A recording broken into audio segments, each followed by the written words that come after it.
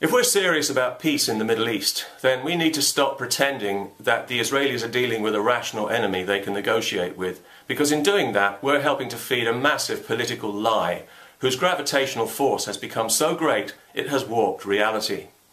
It's Hamas who turned Gaza into a war zone recently, not Israel, and it's Hamas who will do so again, and again, and again. They don't care about the people there. They regard them as expendable in the cause of jihad. Why do you think there are no bomb shelters in Gaza, except, of course, for the brave Hamas fighters who keep telling us they love death more than we love life, yet who scuttle away to safety as soon as the bombs come in, leaving the women and children to fend for themselves? Wouldn't you suppose, as they were lobbing rockets over the border every day, that they would have given some thought to protecting ordinary people from possible retaliation? No, they'd rather build luxury hotels to accommodate gullible Western journalists who can be trusted to portray them as heroic victims and the Israelis as neo-Nazi oppressors. In fact, it's Hamas who are the Nazis. Their political agenda is virtually identical, with the same genocidal, supremacist delusions and the same irrational, violent hatred of Jews for being Jews. Actually, the Nazis have a moral edge on Hamas. They were psychotic, murdering scumbags as well, but at least they didn't use their own people as human shields. Hamas don't give a damn about the people of Gaza. They want them to be killed, especially the children, whose bodies make wonderful propaganda. That's why they deliberately put them in the firing line, as fodder, as just another weapon to be used and discarded, or martyred, which is the Islamic euphemism for somebody whose life has been thrown away for absolutely nothing. Israel wants peace and has always wanted peace. It's a modern civilized country and a world technological leader. The last thing it needs is war. That should be obvious to everyone. Israel would like nothing better than for Gaza to be thriving and prosperous and the people to be happy and free. They would even bankroll it if they thought it would work. But Hamas don't want the people happy and free. They want them miserable and blaming Jews for it. Because Hamas are Islamic fanatics. Jihadis, the same mentality that flew into the Twin Towers and then blamed, guess who, the Jews. They bribed the people of Gaza to elect them on a political platform, but once in power, they enforced their religion with an iron fist. Does anyone seriously think they'd be elected again?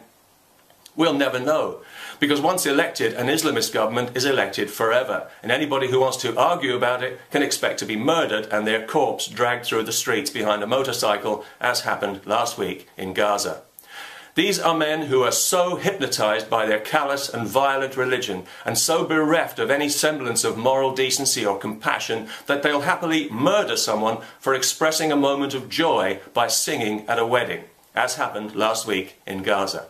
Singing is outlawed in their Islamic paradise. Joy is forbidden. Happiness is haram.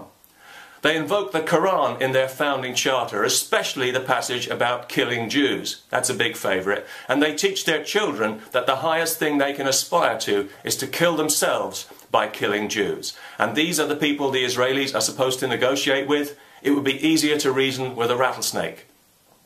So let's say you're the Israeli Prime Minister. What do? How do you deal with people who want you and everybody like you dead at any price and whose position is not negotiable?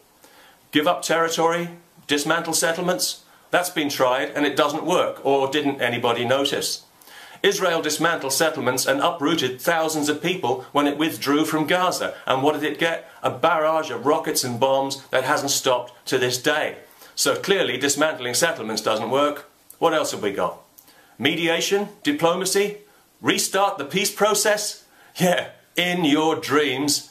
There is no peace process. And there never will be as long as Hamas is around, because there's no such thing as a one-sided coin. And Hamas have made it clear they have no intention of negotiating peace, ever. It's written right into their charter. Look it up. Peace would be un-Islamic. No negotiation and no let-up in jihad. Also enshrined in the charter, until every Jew in the Middle East has been driven out or killed. That's what they want, and it's not negotiable. Why do we keep pretending that they want something else? The Charter also forbids anybody else from negotiating peace. So if peace ever does break out, we can be sure Hamas will put a stop to it in double quick time. But let's ignore all that and pretend that it's all about territory and politics and have another round of negotiations anyway. Let's hammer out another worthless accord. Let's get round a table and go through the motions again and then hand out Nobel Prizes all round. We have to be seen to be doing something, even if it's nothing.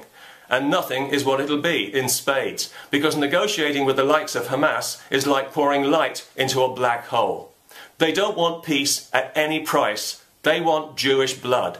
End of story.